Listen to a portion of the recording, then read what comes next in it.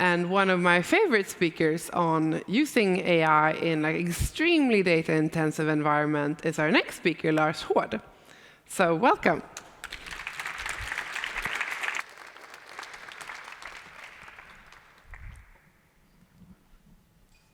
Hello, everyone. Happy to be here. So I'm Lars, and I've been in this industry for a few years in AI. It's not just 3 years old, or 2 years old since ChatGPT. There are so many large-scale AI systems in the world operating today, and I've been fortunate enough to be part of building some of them. I'm also running a startup right now in computational finance. So we're going to talk a little bit about finance, but I will mostly stay on health and longevity, I hope. and I also dabble a little bit. I lecture in theoretical ecology and some genetics and so on, but that's just for fun. So my background is in AI. And I'm going to talk about a complicated topic, and we're just going to touch it because I have 20 minutes. So we're just going to touch upon this, and it's the question of systemic AI, meaning that we are creating whole systems that improve themselves over time. So let's start here. It's a big struggle with health information, especially if we take a broad view, like Per, he had a very good slide, where we have interactions of financial systems like insurance and so on, and we have so much data. I mean, everyone who's just trying to Google in the past for, setting up a good diet or checking out which supplements to eat to extend life and so on, even that is difficult because there is so much information, and it's also very contradictory and biased, so it's very problematic. Someone says you should eat this and do that and so on, and it's just a mess. So if you just train on that in a massive model, you will end up with some kind of average, because big models reduce entropy. And entropy is the small variations that we are very interested in, which is kind of opposite. But everyone here knows how difficult it is to work with health information, and we'll come back to that. We also see a huge increase in that people start to mistrust health information online in social media. This is a study from WebMD and Harris Poll. And it's, sorry to say, a big increase, because there is so much contamination out there in information and how we should relate to that. But there are more problems. It's a lot of problems. In the background here, we have an audio mixer. And an audio mixer is a fantastic tool because it gives direct feedback. So if I have an orchestra and microphones, and I pull some of the knobs here, I can immediately get a response. Okay, we need violins to be stronger. That's a very good thing. It's a direct loop. In health, it's a complicated thing, especially when we talk about longevity, because we talk about an outcome which is very unknown if we can manipulate that. We may not even experience the feedback of our efforts. I think that's interesting. Bounded rationality is also a very interesting concept. Simon Herbert, Nobel Prize guy, he was really smart in economics because he decided that we are not rational. Because we can only consume a certain sleeve of information at any time, because we are limited in time. And that makes us basically a little bit irrational, because it's a lot about selecting where to focus. rather than, all tools we can have is good, but we cannot have the world, regardless of how much tooling we introduce in our lives. So abstractions is another problem, and that's the problem of this data destruction. In health, we do it every time we launch a new drug, because we aggregate, we use statistical methods, and they destroy information. They simplify, they remove what is very important for each of us. Specifically, that's why we have side effects for drugs and so on, because it is kind of an impossible mission. We operate on one level where we say, this drug or this prescription or whatever should apply to everything. Everyone should be able to take it. But on the other hand, we are very specific. We respond differently as individuals. So there is a gap between the generalization and the very specific, problematic. And then we have cause and effect. Correlations is not the same as cause and effect. And we are very prone to that. Everyone here, we look at things, we say this is good, this is bad, and so on. We correlate. But cause and effect is a very different chapter. It's temporal analysis of repeating patterns that is really complicated. Good. We just addressed a few of them. The list is much longer of problems, or not problems, opportunities, I would say. And then we have AI. And we see a lot of success, and it's totally impressive. I'm totally impressed by the progress since we got generative AI, because it enables us to have interfaces with machines where ordinary people can interact with much more complicated systems. That's, for me, the big win. But if we look at the list, we can see from top to bottom a few domains. I just listed a few domains from where we are looking here, like what we can do in health. We have diagnostics, yes, and systems are very successful there, like tumor identification and classification and so on. We can also do predictive things. We can predict certain medical events and so on. And they are a little bit different. Then we go down the list, we get to more and more complicated things that are more and more systemic in nature. Because diagnostics, we can take a lot of data, like pictures of tumors and train systems.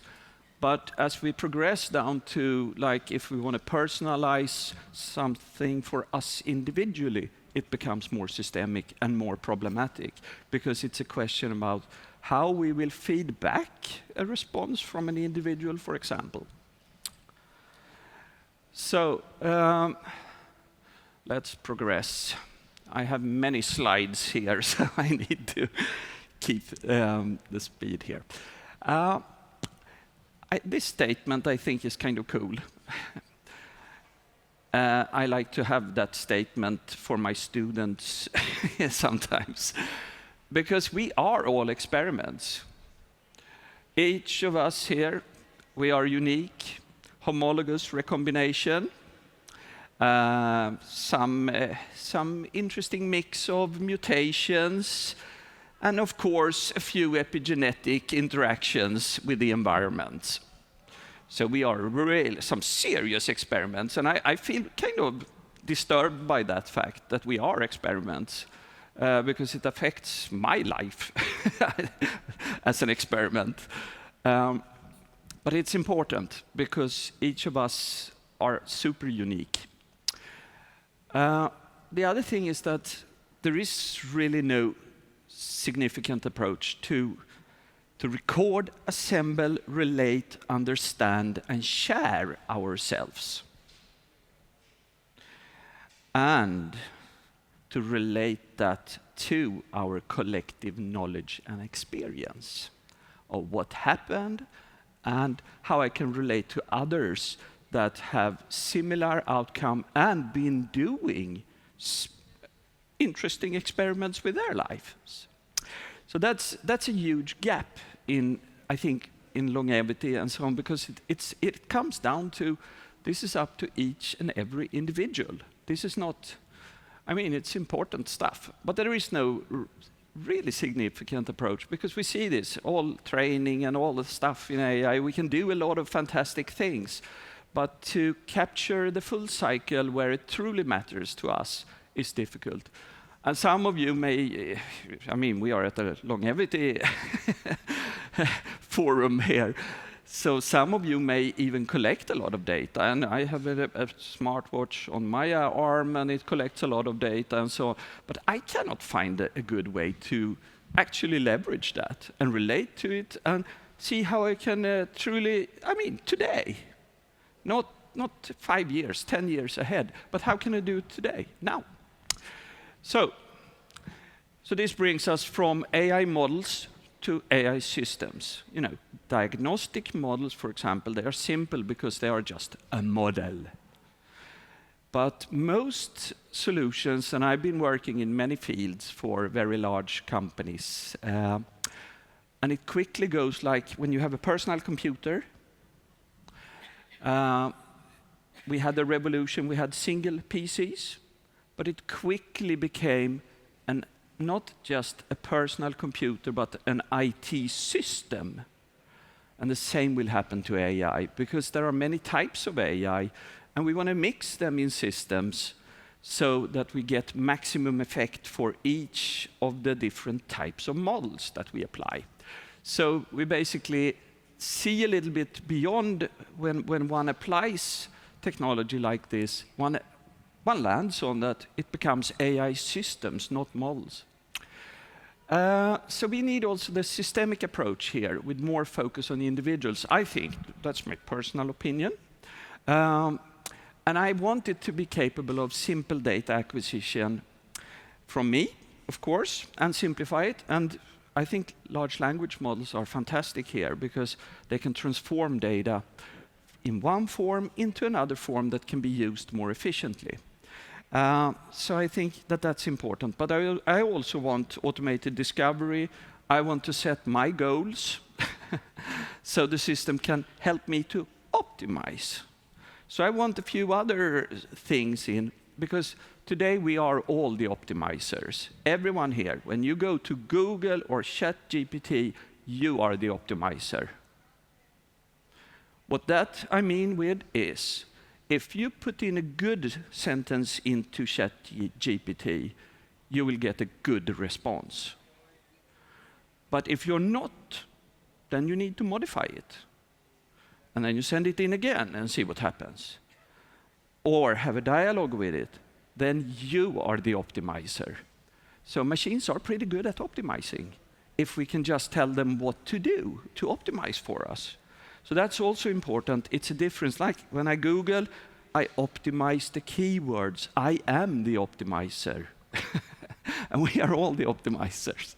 So we need goal-based optimization instead. We need the machines to immediately optimize, but based on what we have as a goal injected into the system.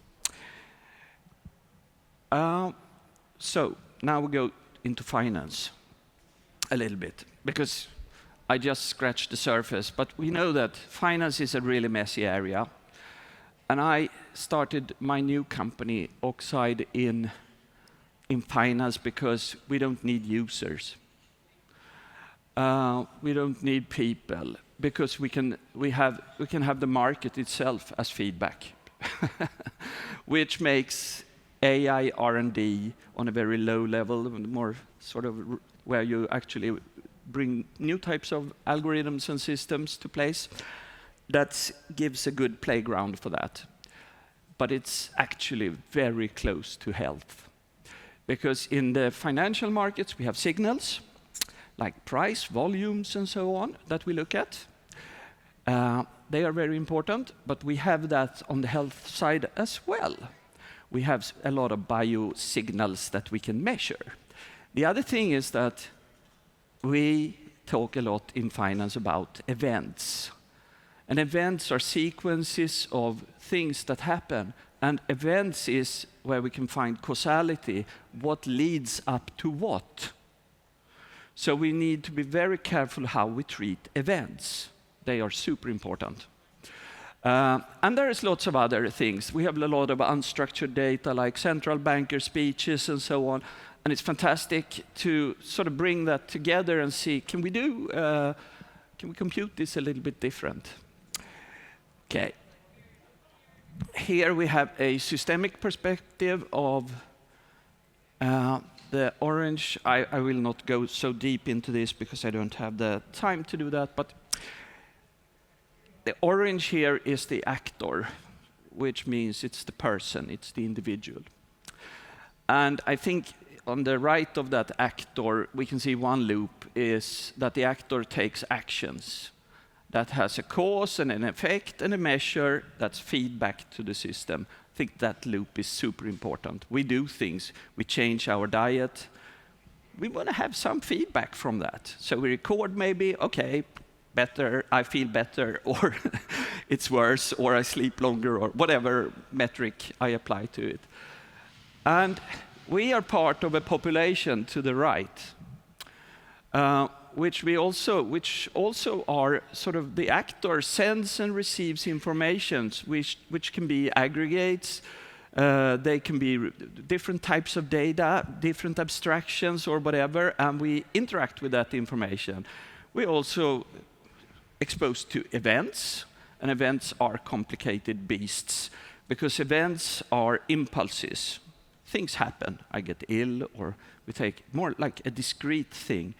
But the occupation time for an event varies significantly, meaning that if I have an event, like in finance, if you publish your sort of numbers from last year and say, we did great. The question is, what's the occupation time? Meaning, how long time will that affect how we perceive the company? Because if a large company will publish, we beat the averages here and we actually had a profit this year, how long time will it take for that information to decline in value? It's like health events. I can have small health events or big, and they are impulses. So it's problematic, signals and stuff. So this is sort of a systemic picture of, we have the population, we have the actor, the individual, we have the information surrounding it, and we have an important feedback loop here. So requirements for financial AI is pretty different than many types of AI, because we need to stay as close as we can to the generating process. Meaning that the closer we are to understand the company, the better it is, rather than if we read about it in the press, it will be a translation. And as a statistician, it's always the generating process that is most true. So we need to stay close to that. Good in longevity, because I am the generating process of me. so I'm the best one who studies me. We also have heterogeneous data inputs in finance, which is, we have lots of different types of information. And they are treated different because they have meaning. They are not just something we chunk into one big bucket. Different information needs to be treated like an impulse, an event, needs to be treated as something that can have a certain occupation time, otherwise it falls in value. Therefore, a lot of information is meaningless unless you treat that piece of information specifically for the purpose. The other thing is, we also have a requirement, we don't like a lot of information. It's information overload already. We need to minimize the number of information pieces we consume. Because in finance, we have total information overload, and everyone dislikes that because we are confused. We get decision fatigue, and we feel bad. We get stressed. I should have looked at 10 more companies, or I should have done this or that. So it creates huge stress. So we like minimal output, but with maximum accuracy in the specific case. Then objective, it should be facts and evidence, it should be sort of built for that. It should be goal-driven. We should have discovery, we should have zero hallucinations. Zero hallucinations is very important for me, because if I get a recommendation or something, I don't like any hallucination, because it can be problematic for me. And then data transparency, explainability. Explainability is really important. How the system reached the conclusion, because it motivates me if I understand how it was thinking. So the requirement list here for finance is pretty steep when looking at a lot of AI. So this is a systemic AI architecture. This is the kind of architectures I'm working on. I'm sorry about the coloring here. It just shows that we have the reality to the left. We have a perception system, which is a lot about generative AI, but also a lot about fast AI, which is different from generative AI, because there are many applications where we have lots of data, and we cannot use generative AI because it's too slow. So we need to sort of trade with faster AI if we have a really scale problem. I've been working for eBay, for example, and we have billions of products in that company. And billions of products in generative AI is not a good fit if you're going to compute that really fast. We also have a controlled information environment, which is different from many other AI systems, where we need total control of the information environment instead, because every fact means something. And so that's different. And we also have reasoning plus evolution, and that means that's where we put optimization, actually. And we have generative AI to talk to us, so we get smooth and nice interfaces. So it's a mix. I'm sorry, I'm 1 minute over. This is just, I want to show you that this is the kind of system we work with already in finance. So this is not just I'm standing here and blabbering a lot, but we actually deploy this type of systems where you have custom agents that do this kind of things, and we have much less information output, but I can drill into if I want. So I have simple interface on one side and a very small output, which is highly accurate. And I can, of course, drill into it, and I can ask it to explain in a number of steps, even how a data scientist would have done this work. And we're taking it all the way, because we are experimenting with a new app in finance called Oxygen, and it actually allows you to design your own agents that sort of check stuff on the financial market, and you just sort of write something for it, and we produce an output. That's all from me. I'm sorry, there will be no questions.